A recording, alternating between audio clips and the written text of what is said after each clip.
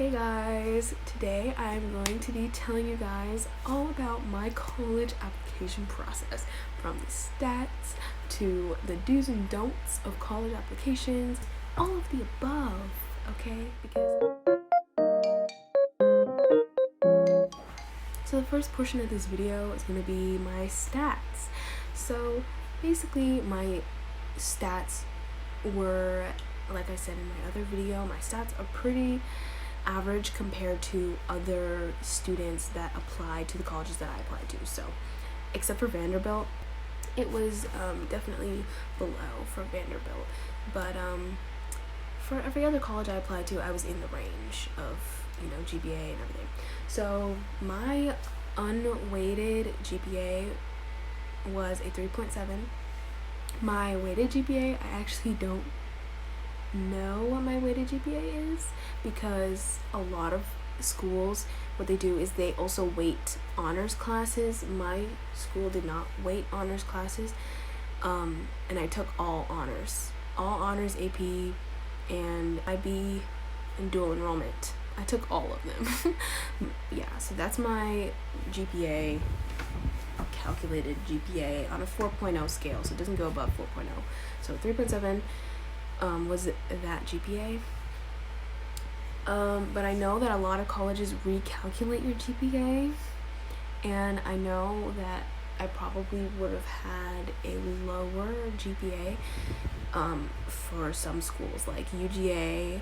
I actually got rejected from UGA, so I know that they only count your core classes, so I think my GPA would have been much lower, because there were a few classes that I took, AP classes, that I didn't do so well in, and my dual enrollment classes, I actually failed some classes because I took them during the summertime, and I actually got into the class late. So when I got into the class late, I had to catch up with everybody else that was in the class, and summer classes are already shorter than the other, than during school classes, so then I had to catch up.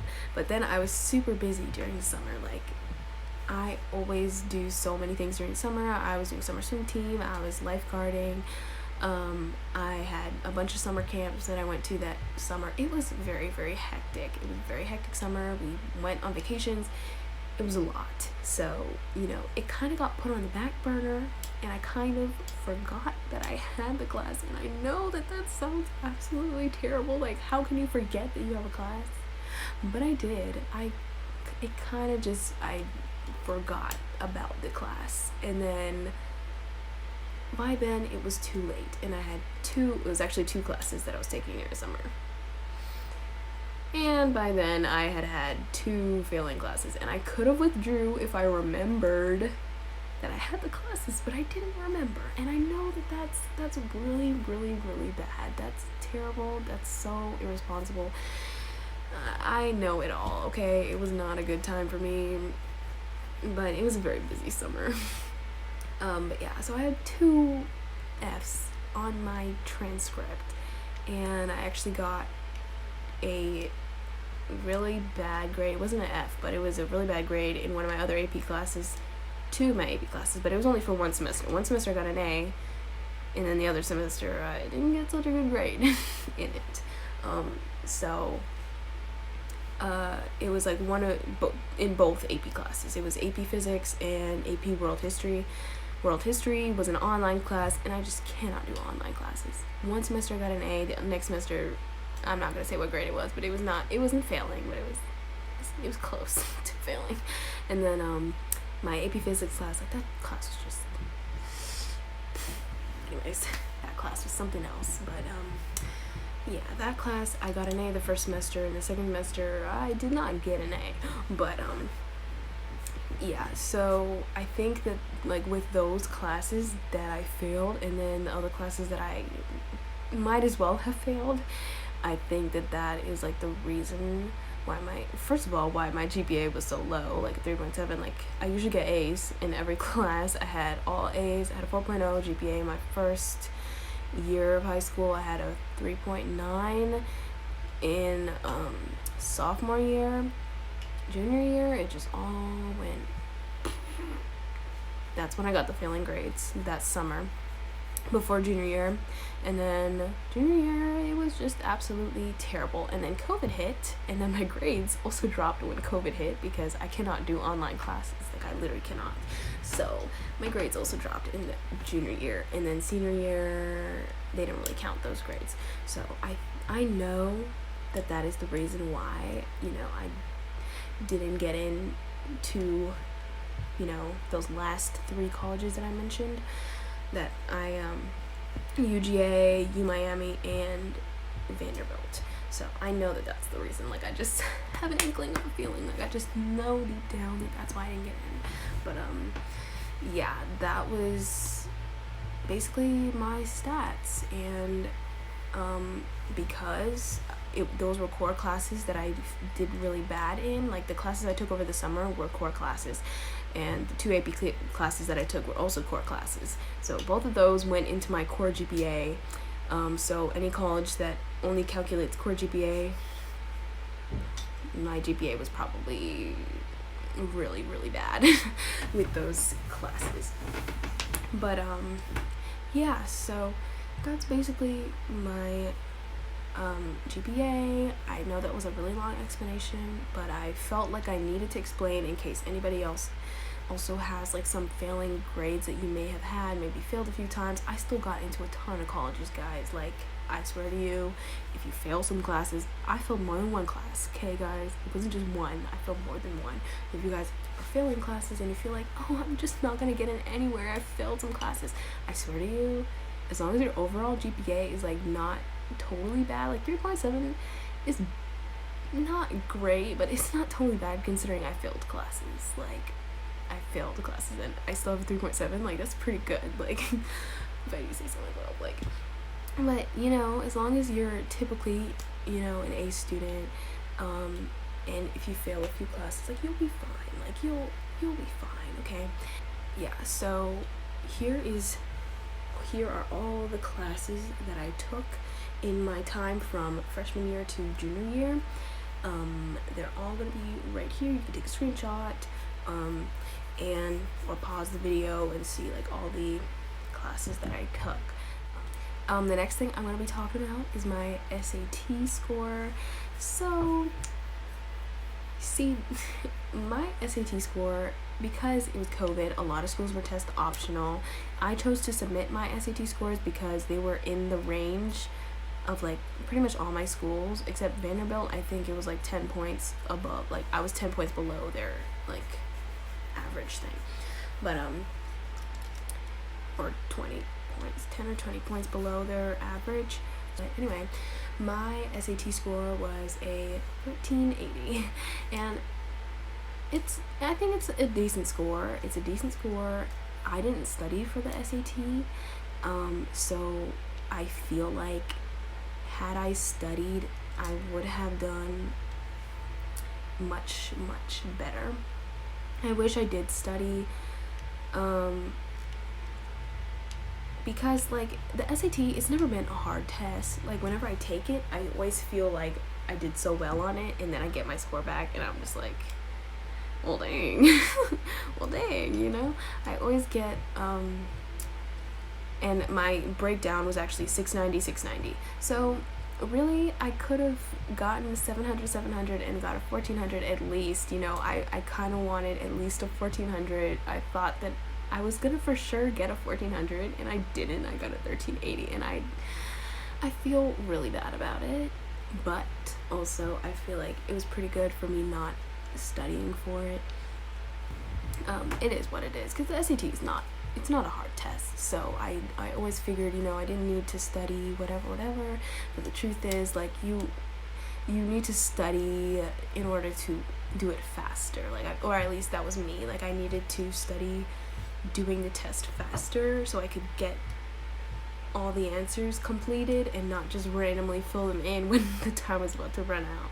So yeah, that was, I think, my main issue with the SAT. But 1380, not too bad. It got me into most of the colleges that I got into. So, if you're wondering if you should send your 1380, if you also got a 1380 and you're wondering if you should send in, yes, you should, because I got into all these colleges. So, if I'm not sure if they're going to be test optional again next year, but if you have a 1380, go ahead and send in that score, girl or boy, because I got into a lot of colleges with that score. So if it's in the range, just send it in. If it's in the range, send it in, because they know that you are qualified to, withstand like whatever academic rigor that they have at that specific school. So if you are looking for college and you want to get into that college so bad, shoot for any score, SAT score, that's within the range that they have. Worry if your score is not like top-notch perfect, but if it's within that range, then you should feel like a little more confident about, being able to get accepted into that college. The next thing I'm going to be going over is my extracurriculars. So honestly, I don't even remember half the stuff that I did. I'm going to put it all right here. I'm going to list off the things on the top of my head that I remember, but if I don't remember some of them, it will be right here on the side. But the first thing that I joined my freshman year, this club called SSLT, which stands for my school's student leadership team. I joined that my freshman year, and then I also joined drama club my freshman year, and I think that's it. I think that's all I joined my freshman year. And then for sports, I did swim my freshman year. I started on swim and I made the varsity swim team my freshman year. Outside of school, I did piano, take private piano lessons, and I'm a songwriter, so I put that on my application as well. I put that under the same thing, piano/songwriter. So, and then I also, my sophomore year, I joined my county's student leadership team. So it's kind of like my school student leadership team, and then they have like applications where 3 students from every school get selected into the county's leadership team. So we had to go through like this whole interview process, and then you get to become in the county's leadership team. So I interviewed for that and I got in, and that was like one of the best moments of my life, because the county leadership team, honestly, literally so grateful for that experience. I learned so much about leadership. I learned so much about just connecting with other people and working in teams, and just everything leadership wise. I learned a lot in public speaking and everything like that. That county leadership was like my number one extracurricular, like that. I think that is the reason why I also got into a lot of colleges, because of that extracurricular. That was definitely my top extracurricular. So it was really good learning experience, and I did a lot with that club. So I even wrote like some of my essays about that club that I was in. And then let's see, I was also I became the president of drama club my junior year, and I joined Technology Student Association, TSA, and I became an officer of that my sophomore year. I was also in student council. I think I joined that my sophomore or junior year, and then I became an officer my senior year. I got accepted into NHS, National Honor Society, my sophomore year, and I became an officer my junior year. I became a treasurer, and then I was also part of National Beta Club. I wasn't an officer of that, I was just a member. I think I joined that my sophomore year as well. And I was also elected as class historian for senior board. So we had like the class president, class vice president. I didn't even know what a historian was. I just ran for it because I thought it would be easy to run for, and then I found out that like so many people were applying for historian, because literally they all thought it would be easy. They all thought that nobody would be running for historian. But it turned out that so many people were running, so I was, pretty honored to get elected for that. But yeah, I was elected as that. And then my junior year for swimming, I made it to state with my team, and I made it to county individually. And let's see, what else did I do? I know I was in National German Honor Society, and I was the vice president of that. My senior year, we did the list just goes on. You guys can see how many extracurriculars I was in. I was in way too much. Do not do what I did. I was just joining every single club that I could find. I was literally just joining it. Like, I was pretty much in more than half of the clubs at my school. And do not do what I did. But I was also in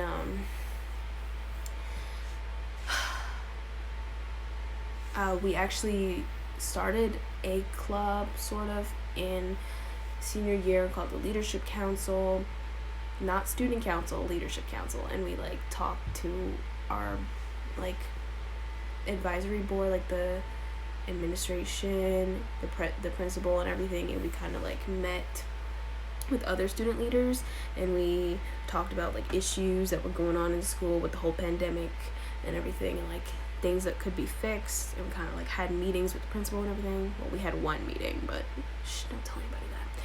But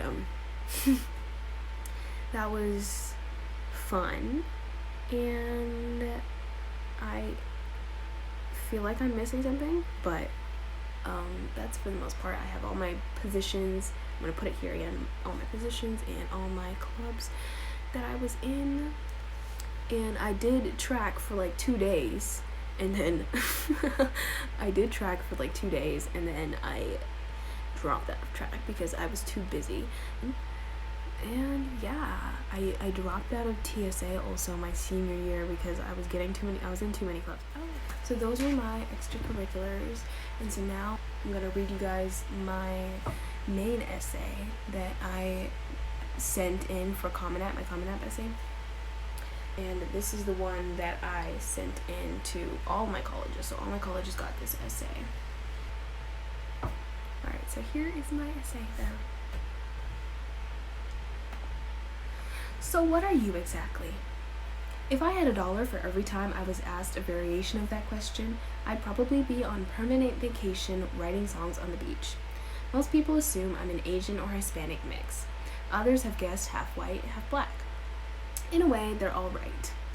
People often give me unbelieving faces when I tell them all the things I am mixed with: Chinese, black, white, Panamanian, and Indian. You can't be from all those places, they say. Though being mixed has its perks, it took me some time to realize that who I am is not what I am mixed with. When I was younger, I wished so badly to be of just one race. While others could find their communities easily, I always struggled to do the same. Despite my parents being Jamaican, I never felt I could live up to the standard. Even when conversing with other Jamaicans, I felt like a fraud.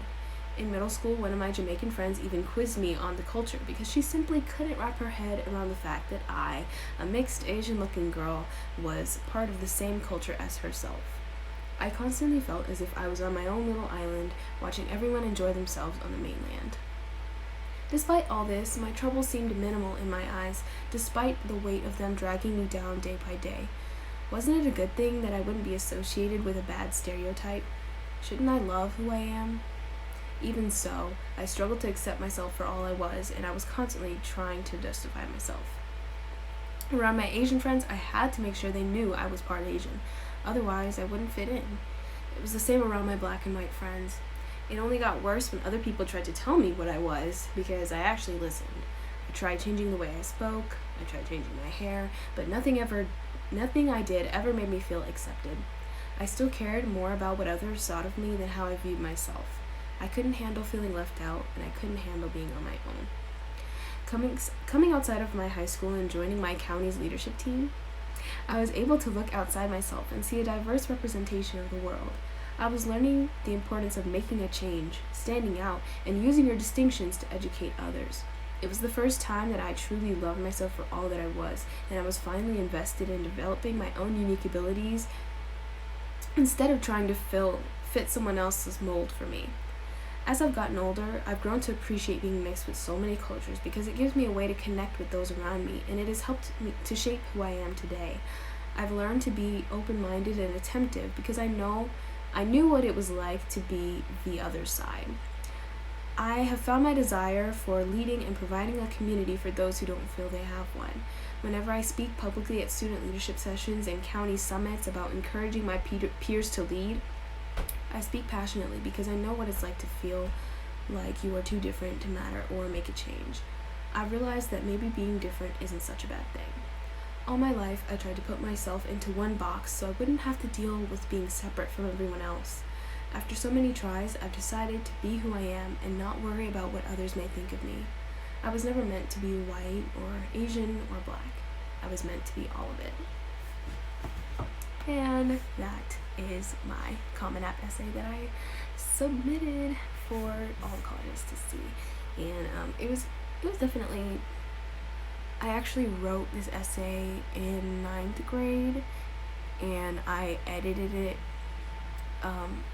later, and I added like the part about my county leadership team and like kind of more of my experience like getting through that whole period of my life where I was like feeling that way. So I feel like it was definitely a challenge to write or to change it from like what it was before, because the way that it was before, it was good, but it wasn't it didn't really show me as much. It didn't show the specifics that I went through, and so it's definitely a journey to get that done. But I did, and I submitted it, and that is my Common App essay for you guys. And I'm now going to be talking about recommendation letters. I actually got 2 recommendation letters, one from my advisor for my the county leadership team, and then my second recommendation letter was from my German teacher. So I think German does count as a core class. So I think that, if you have, you need at least one core teacher to have your recommendation, and then someone else. And my other recommendation also happened to be a teacher at school. She wasn't like my teacher, but she was a teacher at school, and she was my advisor for the club that I was in, or the organization. So she wrote me a recommendation, and I don't know how good they were. I didn't, you can't see your recommendations beforehand. So I don't know how good the recommendations were. I don't know if I made the right decision in choosing who to write my recommendations, but try to choose teachers that you think would write the best things about you, who know you the best, and who would write good things about you in those recommendations. Alright, thank you guys for watching. I hope that this video was able to help you guys kind of get an idea of, what kind of stats that you may be able to get into college with, because my stats weren't all that great, and I still got into, a lot of good colleges. I have all my decisions down below in the description box, so you can see which ones I got accepted to, denied, and waitlisted from. And yeah, so I really hope that you guys enjoyed this video. Don't forget to subscribe, click that like button, and you can ask me any questions in the comments, and I'll be sure to answer.